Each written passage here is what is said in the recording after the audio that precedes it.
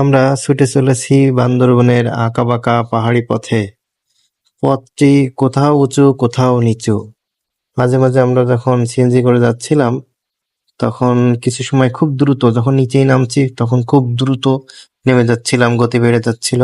এবং যখন সামনে উঁচু আসছিল, পাহাড়ে উঠছিলাম, তখন গাড়ির গতি খুবই কমে যাচ্ছিল, উঠতেই পারছিল না। গাড়ি 1 গিয়ার 2 গিয়ারে উঠছিল। আপনারা দেখছেন যে আমরা খুবই দ্রুত গতিতে চলে যাচ্ছি।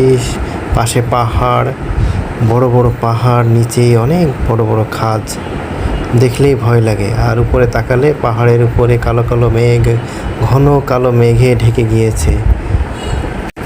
আর রাস্তার 2 ধার দিয়ে শুধু জঙ্গল আর জঙ্গল। আমরা এই পাহাড়ের বুক চিরে চলে যাচ্ছি। আমরা যাচ্ছি নীলগিরির উদ্দেশ্যে।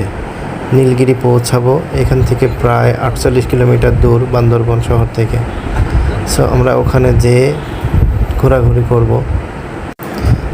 পথিমধ্যেই এই সুন্দর মনোরম দৃশ্য আসলেই চোখ জুড়িয়ে যায়, দেখার মতো দৃশ্য। আপনি যখন পাহাড়ে যাবেন তখন পাহাড় থেকে ফিরে আসার সময় আর মন চাইবে না যে পাহাড় থেকে ফিরে আসি, মনে হবে এই পাহাড়েই থেকে যায়।